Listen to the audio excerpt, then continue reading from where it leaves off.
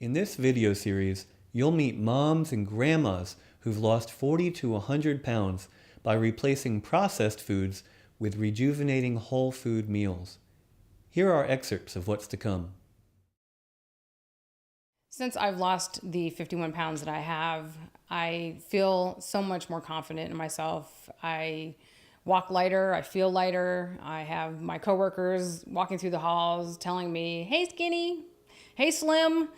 And they're just like, "Oh my gosh, you look so good." If they haven't seen me in a while, they're just like, they like almost don't recognize me because I've lost so much weight. And everyone is so excited for me. They're just like, "I'm so proud of you. You're such an inspiration." And I have to say that I have actually influenced multiple coworkers to switch to a plant-based diet.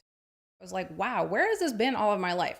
How is it that I have spent this many years not eating such good food, good tasting food? Because now I actually taste food because I'm not filling my plate with stuff that is so filled with fillers and preservatives, and it just doesn't have the same flavors as regular whole food does.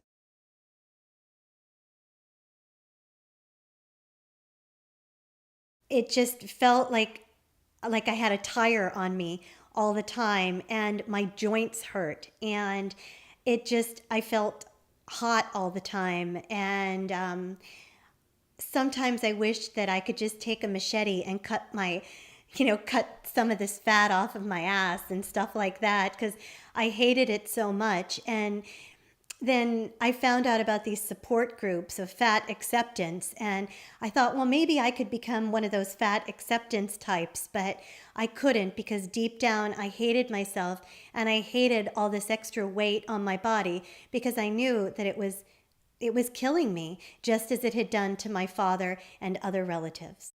Now that I've lost 100 pounds, my life has changed dramatically. I feel really good about myself, and I am just anxious to start the day. I don't have those mood swings that I used to have, like a feeling that would just come out of nowhere, like an anger feeling or anxiety feeling or a frustration feeling. I feel more happy, more joyous, and more free. I feel more confident in myself with my relationship. And when you're really fat, you're limited with what you can do in the amorous department. But losing weight, you can do a lot more. And I'll just say that, okay? There are so many different types of grains and beans and spices and vegetables and fruits, whole grains, that you can combine them in such ways to make delicious, healthy, nutritious, and satisfying meals. Hi, I'm Trevor Justice, author of Supercharge Your Health with Whole Foods and director of the Vegetarian Health Institute. I bet you're like many of our customers were when they found us.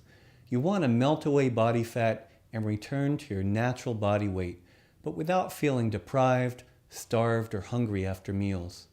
You want to have a healthy body.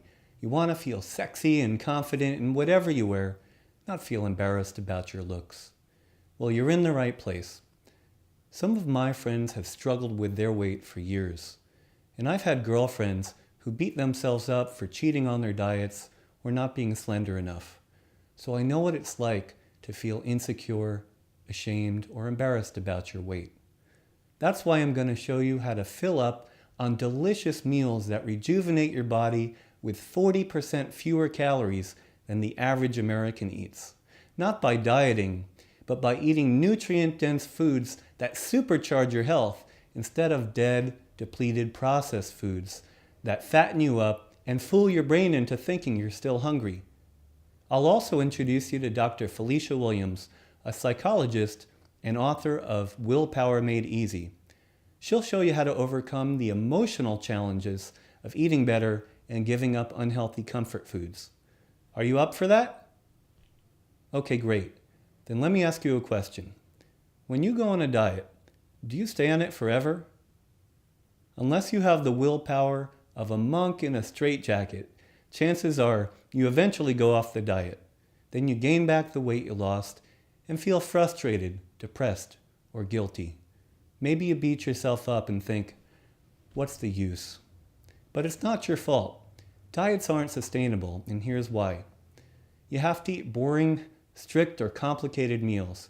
You have to buy expensive pills, powders, or supplements. You have to count calories, carbs, or points. And you feel deprived, starved, or hungry after meals. Would you like to know a secret the food industry prays you never discover? Most of today's so-called staple foods are actually starving you for nutrition and keeping you overweight and hungry. For example, do you eat cereal from boxes, snacks from plastic bags, or meals from frozen packages? What's wrong with that? Well, the original whole foods like wheat berries, rice, corn, and soybeans are refined, depleted, and stripped of their nutrition.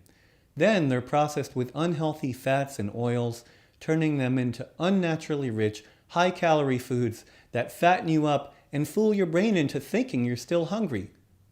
They also make you vulnerable to high blood pressure, heart disease, cholesterol, type 2 diabetes, obesity, and osteoporosis. You'll find all the research behind this in my booklet, The Secret to Being Fit Forever. It's only 15 pages of reading, and half of it is tables and pictures. Here's one chart from the booklet. Dr. Furman's micronutrient scores. Dr. Furman is one of America's top nutrition experts. In fact, Whole Foods Market recently adapted this nutrient scoring system. In it, he analyzes food groups and ranks them based on their ratio of nutrients to calories. He calls this ratio nutrient density. The more nutrition per calorie, the higher a food scores. As you can see, vegetables, fruits, beans, and whole grains give you the most nutrition per calorie. That's why they have the highest scores. And in this video series, I'll show you how to season these foods with rejuvenating spices and herbs that'll wow your taste buds and curb your cravings for sweets. Now, what about animal foods? Well, with scores ranging from 3 to 15, they're not the best foods for losing weight or staying fit. They have too many calories and too little nutrition per calorie. Refined grains and oils give you the least nutrition per calorie, practically zero. In other words, they make you carry extra weight, but give you little in return. They're like bad boyfriends. They fatten you up while cheating you out of the nutrients in their whole food counterparts. So you wind up fat, tired, deficient, or plagued by chronic health problems. Despite getting enough calories, your body is starved for nutrition. It literally thinks there's a famine, so it protects you by storing fat, making you hungrier, and slowing down your metabolism. The hormone responsible for these reactions is called leptin, and you'll find all the research behind it in my booklet. Right now, I'll just give you the upshot. When you eat nutrient-dense foods the way they came from nature, leptin curbs your hunger, reduces sugar cravings, speeds up your metabolism, and signals your liver to burn fat. But that's not all. Wow, now I really sound like a late-night infomercial. Nutrient-dense foods contain more bulk, fiber, and water than processed foods, so you can fill up on fewer calories, a lot fewer. Now, can I share something personal? When I was in college, I was in a vegetarian food co-op. We cooked every meal from scratch using only rejuvenating whole foods. Now that I'm in my 40s, some of my friends have gotten heavier, and even some of my vegetarian friends don't look so great. Why? They eat processed foods or depleted flour products at every meal. But I still eat whole foods. I'm still slender, and people often think I'm 10 years younger than I am. How old did you think I was? When people ask me how I stay so slender and young looking, I tell them I eat green smoothies for breakfast instead of cereal or pancakes. I eat whole grains like quinoa instead of breads or flour products. And I get more fat from chia seeds than I do from oil. But just hearing about foods like kale, quinoa, or chia seeds, it isn't enough to help most people. They don't know how to turn these tidbits of knowledge into action. Well, that's why I created this video series. Until now, you had to spend a lot of time educating yourself to learn how to eat this way. And even once you learn how to make healthy meals, there's no guarantee they'll taste good. Well, in the upcoming videos, you'll discover an easy solution. You'll learn to make delicious meals with whole foods and season them with rejuvenating herbs and spices that'll wow your taste buds and curb your cravings for sweets. You'll learn how to satiate your hunger eating just 1,600 calories per day. That's 40% fewer calories than the average American eats. It's true. According to the USDA Economic Research Service, the average American eats 2,673 calories per day. Now, unless you're in a daily mud wrestling match with Arnold Schwarzenegger, that's probably too many calories. Now, one last thing.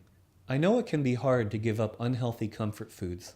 If you're like most people, you use food to comfort emotions like stress, anger, sadness, or loneliness. And then maybe you beat yourself up for not being disciplined. But here's the thing. Just knowing what to eat or how to exercise, it isn't enough if you're prone to emotional eating. That's why I teamed up with a psychologist, Dr. Felicia Williams, to help you overcome the emotional challenges of giving up unhealthy comfort foods and eating better. Here she is now. Hi, I'm Dr. Felicia Williams, the author of Willpower Made Easy. If you're anything like me, you've spent lots of years of your life struggling with your weight. Between the time I was 8 and the time I was 12, I gained about 60 pounds. And at 12 years old, at 5'2", I weighed 174 pounds.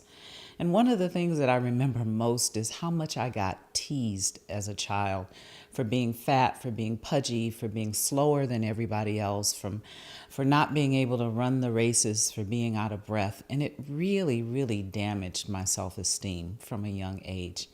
And I became determined that I was not going to be the fat kid anymore. And throughout junior high and high school, I actually did lose a lot of weight. But I spent a lot of time on diets. I feel like I tried every diet known to humankind. And every fad diet that would come out, I would think maybe this one is finally the solution to my losing weight and keeping it off. And I have to tell you, time and time again, I would watch myself sacrifice and put aside and focus on what I couldn't have and what I shouldn't have and lose the weight. And then as soon as I went back to any level of normal life, let alone whenever I had a mishap or a difficulty in my life, the weight would just always come back on. I had this dream of always wanting to be normal, wanting to be like thin people, being able to eat what I wanted and not have to worry about gaining weight all the time.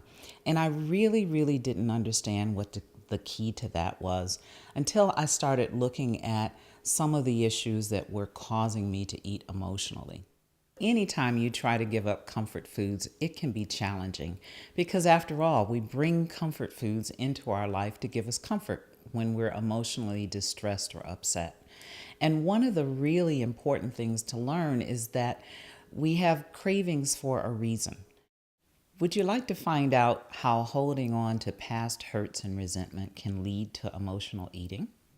Would you like to find out how some of my clients lost weight permanently by following my 3 steps to forgiveness? If so, click here and download the interview that I did with Trevor that tells you all about it and how you can get started right now with permanent weight loss. In the upcoming videos, you'll get to meet moms and grandmas who've lost 40 to 100 pounds eating this way, with no boring, strict, or complicated meals, no expensive pills, powders, or supplements, no counting carbs, calories, or points, and no feeling deprived, starved, or hungry after meals. But here's the best part. They're not just losing weight. They're reversing all kinds of ailments, sleeping better, getting off medications, getting rid of aches and pains, arthritis, asthma, fibromyalgia, yeast problems, and high blood pressure. Imagine how your quality of life will change when you've returned to your natural body weight. How will it affect your quality of life, your love life, your self-esteem? I'd really love to know the answer. So please post a comment below and let me know. I look forward to reading it, and look for a link in your inbox to the next video in this series.